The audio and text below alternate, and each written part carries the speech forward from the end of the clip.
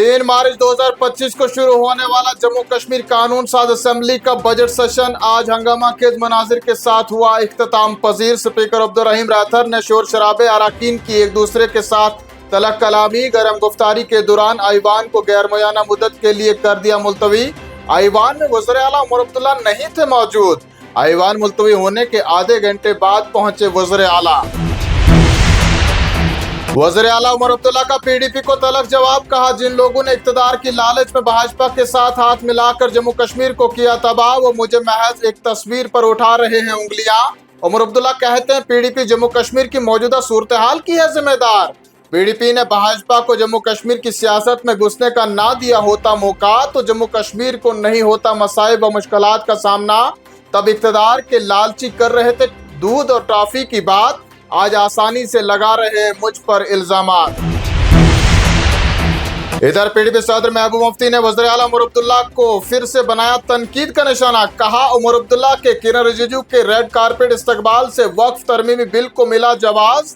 महबूब मुफ्ती कहती हैं वज़ीर आला उमर अब्दुल्ला के इक़दामात ने मुस्लिम तबके के अंदर बेगानगी के एहसास को मजीद किया गहरा। असेंबली में हुए हंगामे पर नेशनल कॉन्फ्रेंस के सदर डॉक्टर फारूक अब्दुल्ला का बड़ा बयान। कहा दुश्मनों की सरगर्मियों के बावजूद हम जम्मू कश्मीर को मुश्किलात के भंवर से निकालेंगे बाहर। हंगामों से नहीं बदलेंगे हालात, बेहतर कल के लिए बेहतर किरदार को निभाने की है जरूरत। डॉक्टर फारूक अब्दुल्ला कहते हैं जब तक खवातीन को नहीं मिलते हैं हकूक तब तक नहीं हो सकता है मुल्क मजबूत।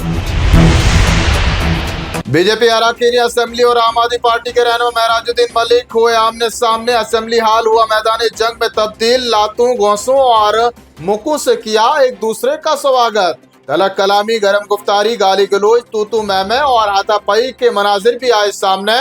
आईवान का माहौल हुआ कशीदा। वहीं महराज मलिक ने भाजपा अरकान असेंबली पर लगाया जानलेवा हमला करने का इल्जाम। सिक्योरिटी एहलकारों पर भी उठाए सवाल। कहा तैनात सिक्योरिटी एहलकारों ने भी दिया भाजपा लीडरान का साथ। महराज मलिक कहते हैं भाजपा के ऐसे हरबों से खौफजदा नहीं होंगे।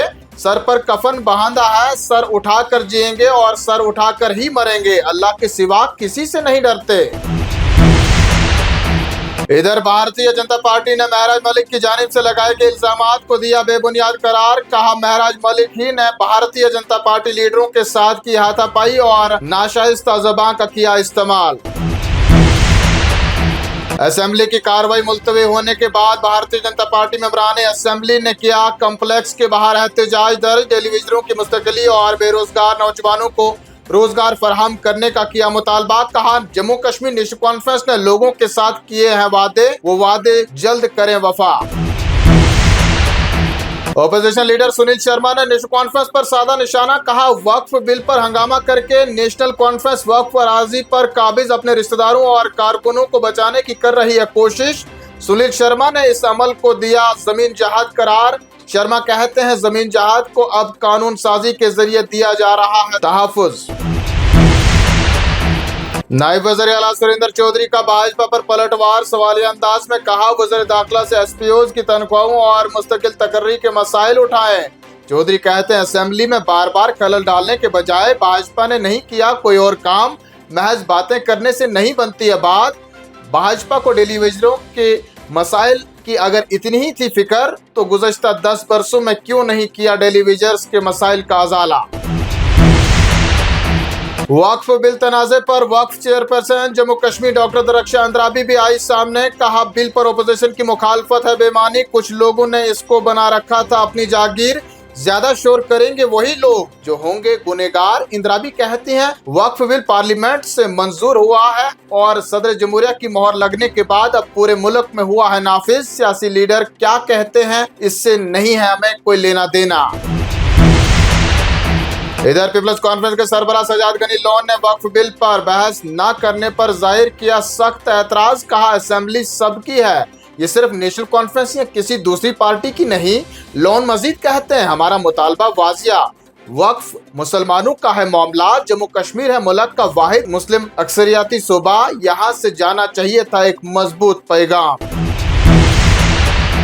जम्मू सूबा में उधमपुर और किश्तवाड़ दो अलग अलग मुकामात पर चल रहा है सिक्योरिटी फोर्सेस और मिलिटेंटों के माबैन तसादम। आखिरी इतलात मौसूल होने तक इलाके में गोलियों की गनगरज बड़े पैमाने पर जारी।